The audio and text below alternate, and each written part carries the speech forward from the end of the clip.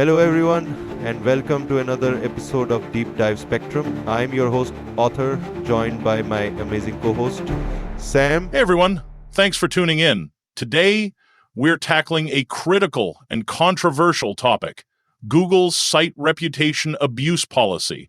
It's a policy that sounds great in theory, but as many experts have said, it's like putting a Band-Aid on a bullet wound. That's right. Google's intentions are noble. They're trying to make the internet a safer place. But is this policy enough? Is it addressing the root causes of site abuse or just treating the symptoms? We're going to break it all down for you, from what the policy entails and why it was introduced to its limitations and real-world impact. We've got a lot to cover. And of course, we'll discuss what website owners and content creators, like those at TuneCron Music, can do to navigate these challenges. So, whether you're a blogger, SEO enthusiast, or business owner, this episode is packed with insights you can't afford to miss. Let's dive in. What is Google's site reputation abuse policy? All right, let's start with the basics. What exactly is Google's site reputation abuse policy? In simple terms, it's Google's way of combating websites that engage in harmful, deceptive, or malicious practices. Think of phishing scams, sites spreading misinformation, or those hosting spammy, low-quality content. Exactly. The policy aims to penalize these bad actors by reducing their visibility in search results or, in extreme cases, removing them from the index entirely. And while this sounds like a much-needed safeguard, it's far from perfect. For starters, it relies heavily on automation, which means legitimate websites can sometimes get penalized unfairly. We'll get into those nuances later, but first, let's look at why this policy was introduced in the first place. Why did Google introduce this policy? Here it is massive. There are over 1.5 billion websites out there. Naturally, not all of them have good intentions. Right. Over the years, we've seen a surge in fake news, phishing schemes, and sites that exploit users through malware or deceptive practices. This not only harms users, but also erodes trust in Google's search engine. And that's a big deal. Google's primary value proposition is its reliability. If users start doubting the results, it could damage their brand and push people to competitors. So the site reputation abuse policy is Google's way of saying, we're taking action, but as we'll discuss, it's more reactive than proactive, which is where the problems start. How the policy works. Let's break down how this policy actually works. When Google detects a site violating its guidelines, it can take several actions. The most common is demotion, lowering the site's rankings in search results. In severe cases, Google can de-index the site entirely, making it invisible to users. And violations aren't just about explicit scams. Even things like misleading clickbait titles, overuse of ads, or slow mounting pages can trigger penalties. But here's the kicker. Most of this process is automated. While that helps Google manage its enormous workload, it also leads to mistakes. Exactly. Algorithms don't always understand context, which means innocent websites can get flagged while clever bad actors find ways to evade detection. The Band-Aid analogy. So why do experts call this policy a Band-Aid for a bullet wound? It's because the policy addresses surface-level issues without tackling the root causes of site abuse. For example, penalizing a scam site after the fact doesn't undo the harm caused to users. Right. It's like trying to stop a forest fire by pouring water on a single tree. The underlying issues, like a lack of user education or systemic loopholes, remain untouched. The role of automation. One major flaw in this policy is its heavy reliance on automation. Google's algorithms are incredibly advanced, but they're not perfect. That's true. Automated systems often struggle with nuance.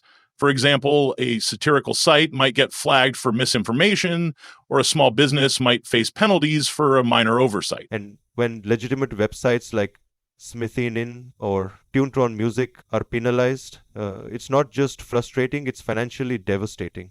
The lack of human oversight is a big part of why this policy feels inadequate. Impact on small websites. Let's talk about small websites. While Big corporations have the resources to recover from penalties. Smaller sites don't. Exactly. A false penalty can mean lost traffic, lower revenue, and even long-term damage to their reputation. And let's not forget the emotional toll. Many small website owners pour their hearts into their work. A sudden penalty can feel like a personal attack. Case study, Tuntron Music. Speaking of small websites, let's take Tuntron Music as an example. They're a production house offering royalty-free music, which means they need high visibility to attract users. Imagine they get flagged for something like duplicate metadata, a common issue in music libraries.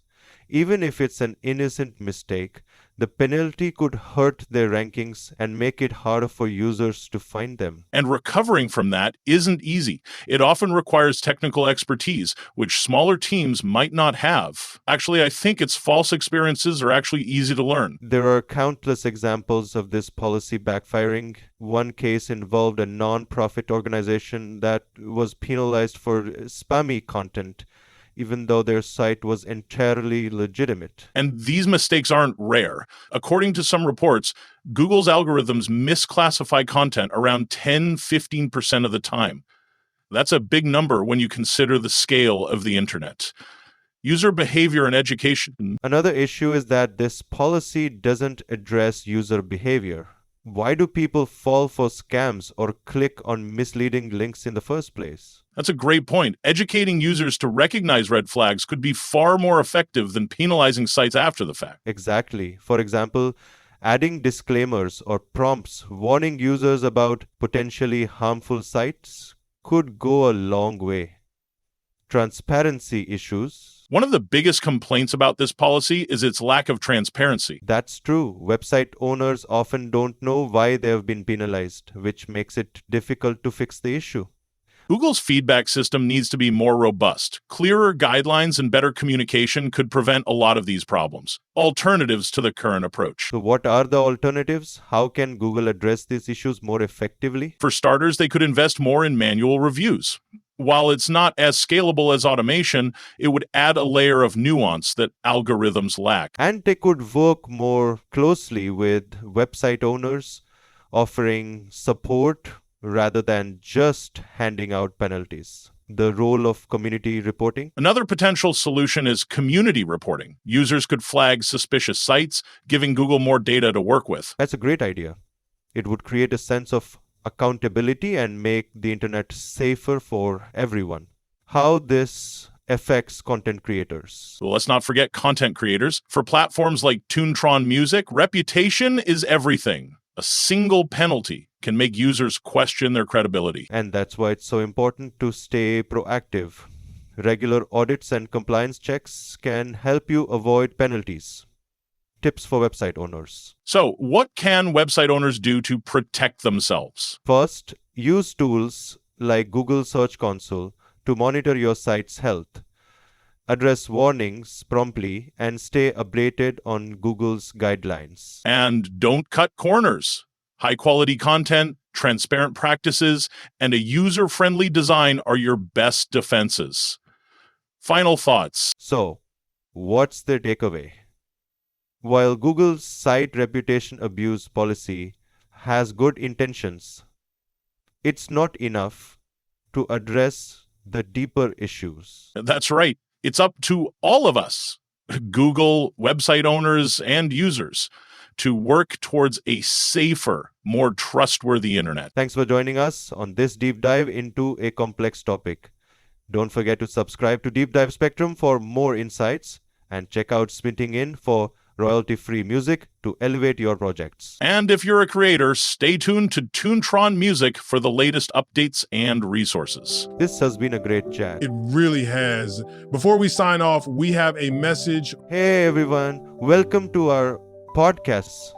Together, we'll explore the ever-evolving world of SEO, Google updates, blogging strategies, and even dive into the exciting realm of royalty-free background music downloads.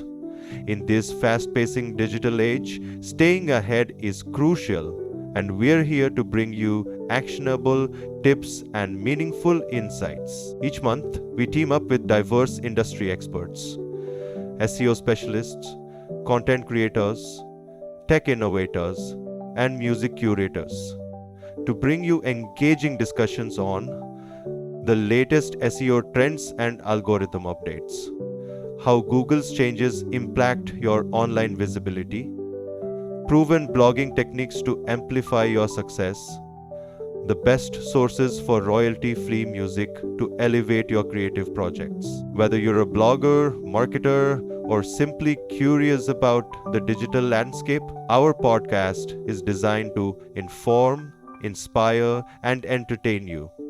Subscribe to our podcast now and join a growing community of digital enthusiasts. We are committed to delivering valuable episodes twice a week to help you navigate and thrive in the digital world.